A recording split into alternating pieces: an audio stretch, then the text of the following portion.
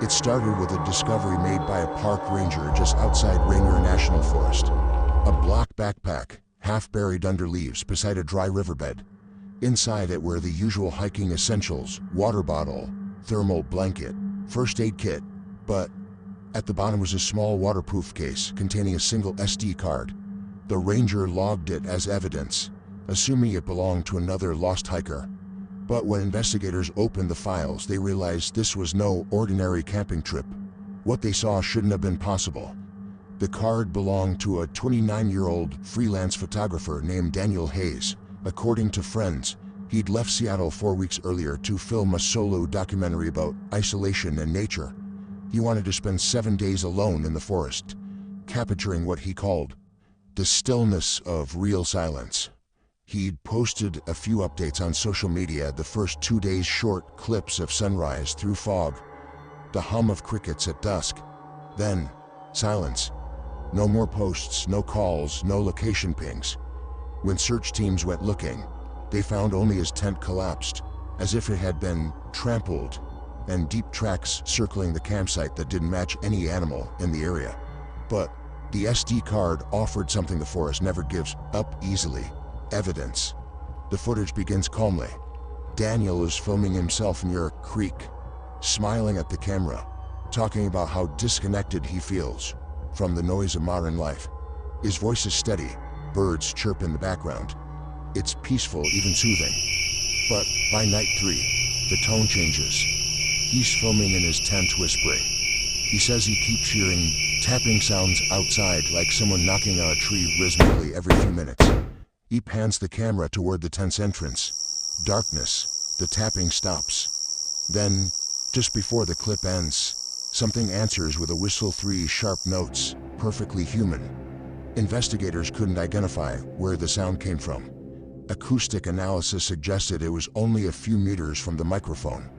The next video, labeled Day 4 Morning, shows Daniel visibly tired, dark circles under his eyes. He says he found strange piles of stones arranged near his camp overnight, small pyramids stacked in a perfect spiral. He thought it might be other campers playing a prank, but his GPS tracker showed he was miles from any known trail.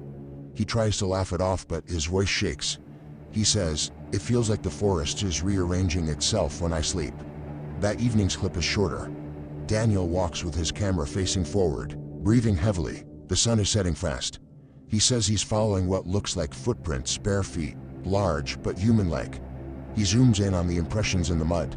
They're too wide, too long, the toes oddly jointed. He says he's turning back, but as he spins, there's movement behind a tree, something tall, stepping away. Too fast to focus. The camera jerks, the image blurs, and for half a second a reflection flashes in the lens. 2 glowing points of light, not from eyes but from something metallic. By day 5, Daniel sounds paranoid. He tells the camera he feels watched constantly. His compass spins, his batteries drain faster than usual. He says the forest hums at night now, like low electricity in the air. Then he shows the river, now cloudy, almost black.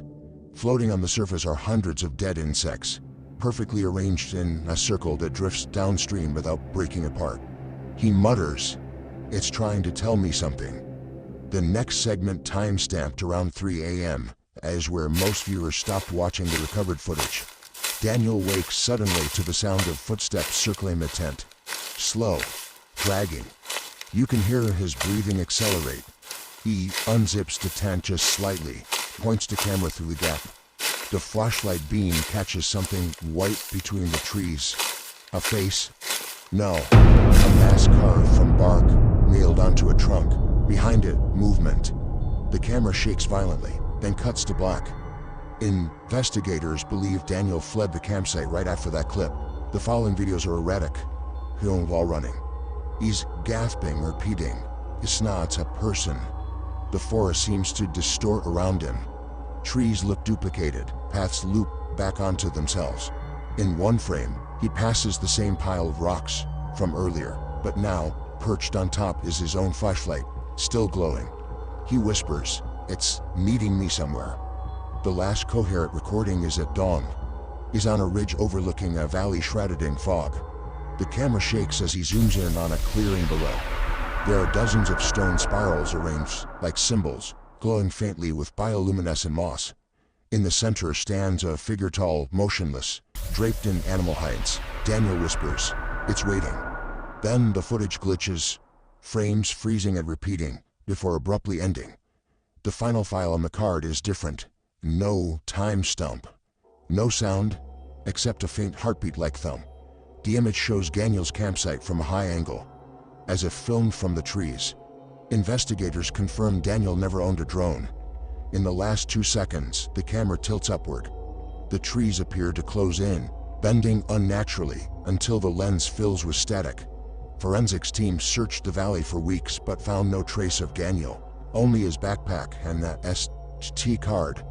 The GPS data embedded in the files led authorities to a location that didn't exist on official maps. When they overlaid the coordinates, the clearing appeared inside a zone destroyed by wildfire more than 10 years earlier. Nothing should have been there. Online forums exploded after the footage was quietly leaked. Some users enhanced the audio and claimed to hear multiple voices layered in the background, whispering Daniel's name. Others noticed symbols carved into the stone resembled markings from indigenous warnings. Used centuries ago signs meant to keep travelers away from certain regions, described as forests that remember. But perhaps the most chilling theory came from a digital forensics expert who studied the metadata. He discovered something impossible. The final file on the SD card was created 4 days after Daniel was reported missing, which means someone or something continued recording after he vanished. Today, hikers still report strange formations near Rainier's northern trail, stacked stones, tree trunks carved with spiral patterns. Park rangers deny any ongoing investigation, but several internal memos later surfaced suggesting they'd sealed off parts of the area citing unstable terrain. The backpack and camera were returned to Daniel's family, but the SD card remains in evidence. According to an anonymous source, the card occasionally corrupts and rewrites its own files, creating new folders labeled with dates that haven't happened yet. Maybe it's just data degradation. Or maybe, as one ranger put it, the forest is still trying to finish the film. If you ever find yourself camping alone and you hear 3 whistles in the dark, pack your gear and leave. Don't look back. Some forests don't want to be explored, they just want to watch. Subscribe for more stories the world tried to bury.